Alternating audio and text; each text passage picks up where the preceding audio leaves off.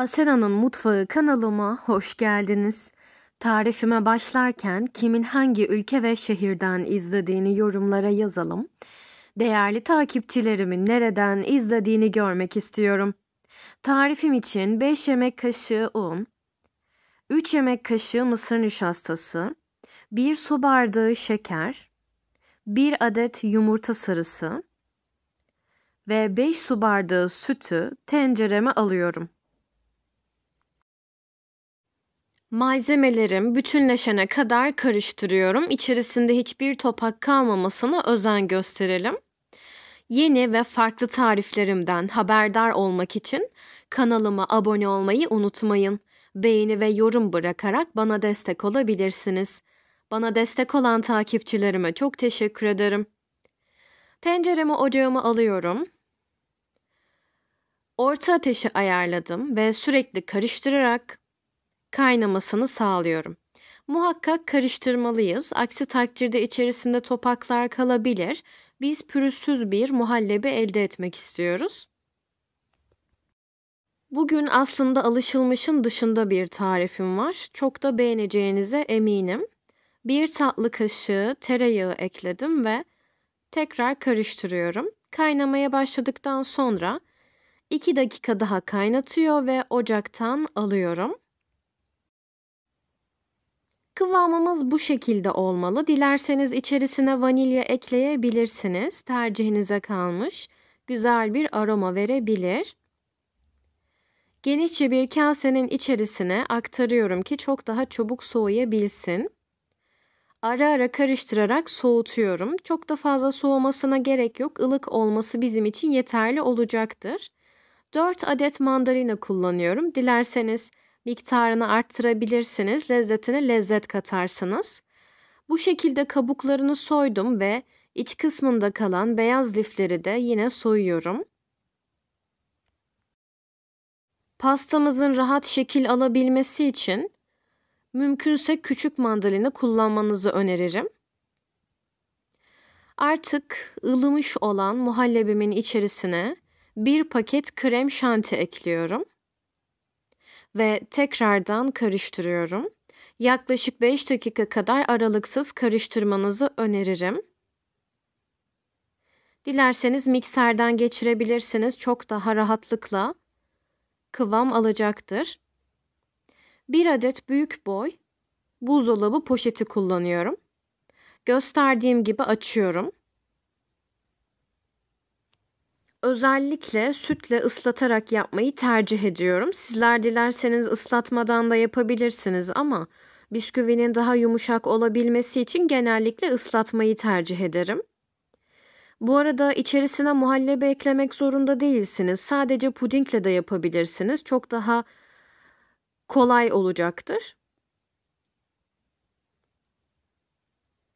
Gösterdiğim gibi ıslatarak poşetin üzerine diziyorum.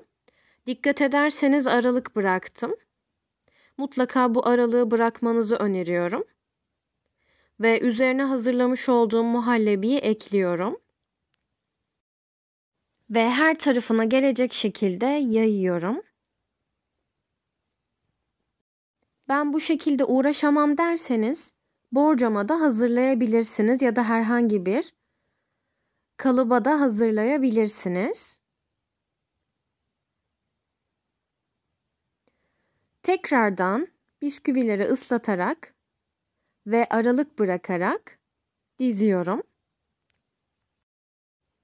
Tekrar hazırlamış olduğum muhallebimi üzerine yayıyorum. Islatmış olduğum bisküvileri dizdim ve sonrasında 4 adet hazırlamış olduğum mandalinaları ortasına yerleştiriyorum. Orta kısmını artık boş bırakıyoruz. Kenar kısımlarını ıslatmış olduğumuz bisküvimizle dolduruyoruz. Bu arada dilerseniz bisküvileri bütün olarak değil de muhallebiyle birleştirip ortasına yine mandalinaları dizerek de hazırlayabilirsiniz.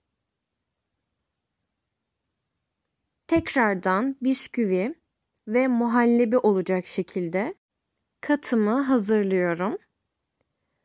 Ve son olarak bir kat daha hazırlıyor ve tekrar üzerine muhallebi gezdirerek şekil vermeye hazır hale getiriyorum. Bu arada muhallebinizi idareli kullanmanızı öneriyorum. Çünkü üst kısmında da bir miktar muhallebi kullanacağız.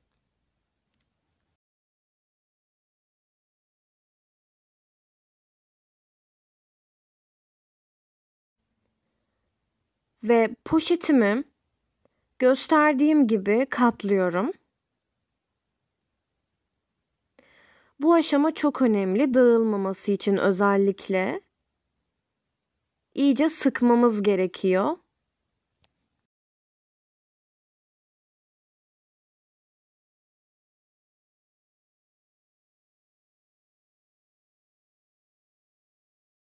İyice sıkıp rulo şeklini verdim. Ve dikkat ederseniz poşeti de iyice sıkıyor. Ve hazırlıyorum.